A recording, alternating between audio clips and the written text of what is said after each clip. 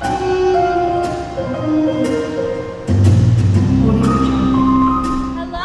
and welcome to the show.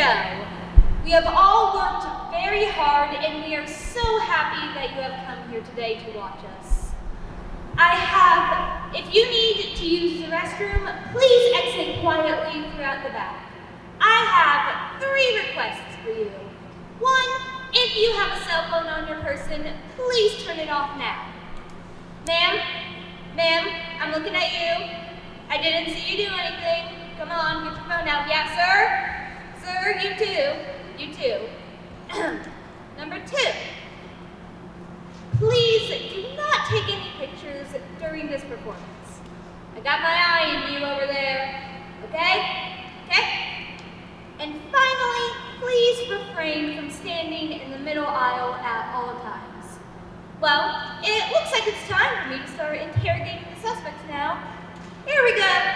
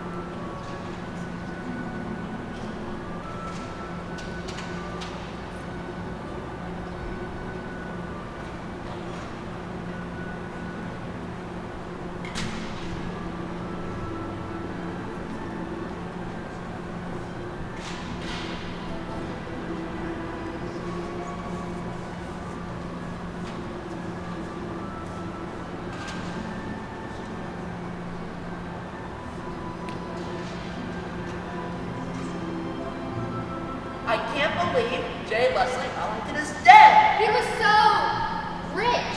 I really thought the old bat would outlive us all. Found dead, right before his own birthday party even began. How come they let all the other guests go home? They asked me to stay. Did they ask you guys to stay? It's not fair. It's preposterous. What is the meaning of this? Have you ever walked into a spider web?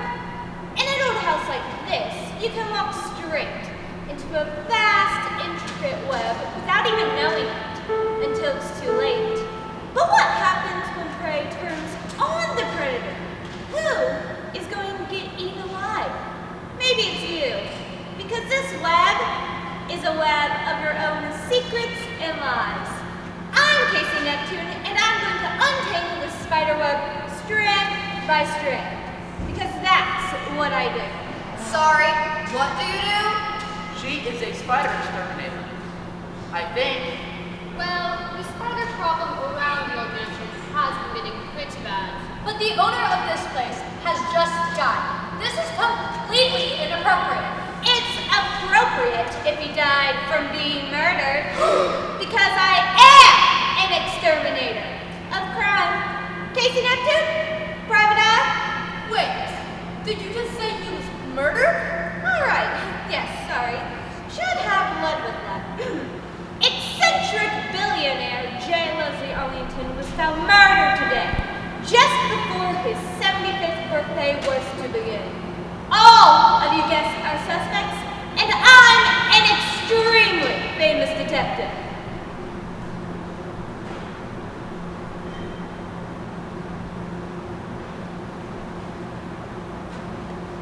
Murder? Suspect? I never murdered anyone. I'll answer all of your questions, don't you worry. I first made a name for myself by solving the case of the jade binoculars. I don't know what that is. I don't want to go to jail. I didn't kill him! I, Detective Casey Neptune, will be the judge of that. Let's return to the beginning. I was called in a few hours ago when Mr. Arlington was discovered dead in his study, just before his party was to begin. I was sent by Warwick, Mr. Arlington's trusty butler. Wait a minute. How do you know he's trusted? Why isn't he a suspect? Have you ever heard of the butler did it? I always thought it was so weird. Warwick was so jolly for a butler. Warwick has an alibi for the time in question. I would refer you to to the nearby karaoke establishment, where several admirers recorded my rather saucy performance of Midnight Church, Georgia that evening. Okay, I guess. Do you wish to see the video?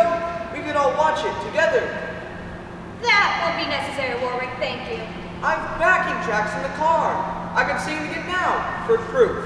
Leave them wanting more, Warwick. The point, however, is that Warwick has provided an airtight alibi for the time in question, and none of you have done the same. According to the police files, everyone who was invited to the party or working in the house has given us an alibi, except for the people in this room. Does anybody have anything they wish to say now? About where you were earlier today? Any alibis? No? Well, it's all for the best. I'd be a little disappointed if someone just confessed right off the bat. Warwick, my files. Let's see, who do we have here? Davinia Arlington, sister of the late Mr. J. Leslie. And winner of Best Supporting Actress in a Community Theater Production 2013, and not a murderer. Yet you still wish to keep your silence about your alibi? Unfortunately, I shall have to take a rain check at this time. Then perhaps we can convince you to cash it later. I look forward to it, Detective.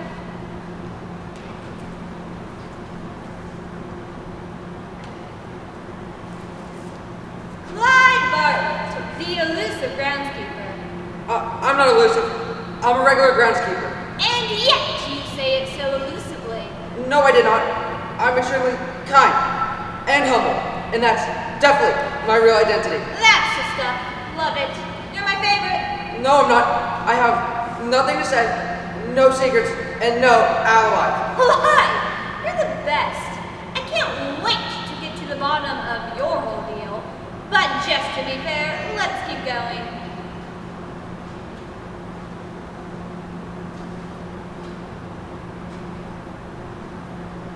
Quinn, J. Leslie Arlington was your great uncle?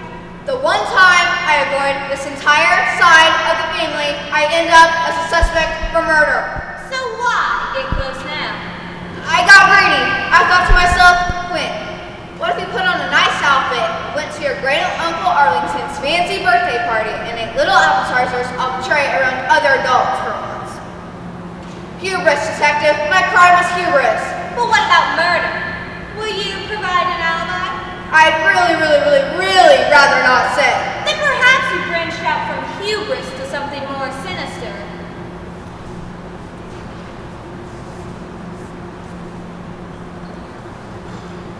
Sparky Randall, Mr. Arlington's lawyer and keeper of his corporation's secrets.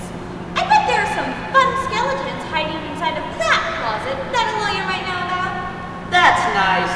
But, speaking of lawyers, I want one. Now see, the fun thing about that is that you're not technically arrested. So I technically don't have to let you. Fantastic. Then I'm going to head and, leave. So nice to meet you all. And if you were to do that, what headline would you plant about yourself in the headlines tomorrow? Probably something like, shady lawyer refuses to cooperate with investigation. Looks really guilty. Yep. Unless, of course, you have an alibi. At this time, I'm going to retain my right not to give you one. That's what I thought.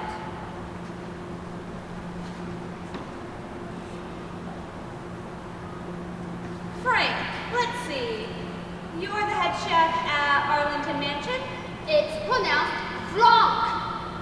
It says here that you're from New Jersey. But okay, Frank.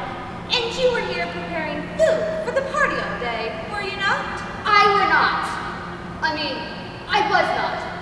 You twist my words. Then let me ask as plainly as I can. Do you have an alibi? Not one that I am come to Uncle shelling at this time. Looks like you don't need any help with the word twisting, my friend.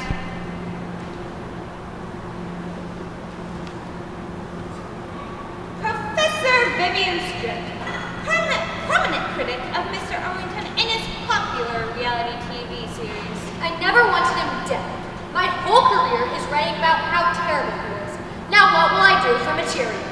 Why were you even invited to this party? I'm covering as a reporter for the Intellectual Review, so our readers can make fun of all the rich weirdos in the comments. Hey, but you can't tell us where you were earlier today. Not exactly. I give this whole story 2 stars at most. Interesting. No one out of this entire rogues gallery is willing to provide an alibi to clear your name? No? Well, more fun for me. Alright, let's go back around again. Might I venture suggesting, Detective? Each of Mr. Arlington's guests might be happier to divulge the truth, if they may do so discreetly. Not a bad idea, Warwick. Thank you, Detective. Discretion is the key to butlery. Warwick, show these people somewhere where they can sit down and look at one another suspiciously as the tension rises. It would be my pleasure. Let's see. Who do we start with?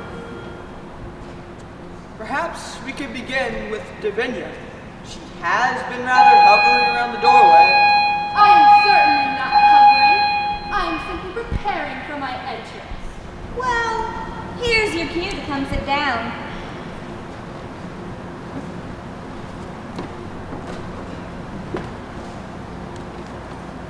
All right, Copper.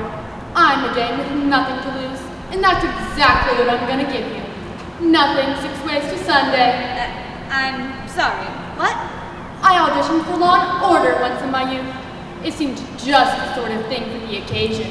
Was it an episode of Law and Order from the 1940s? Now, Warwick, I know you've been asked a lady her age. I don't need your life story. I just need to know where you were earlier today.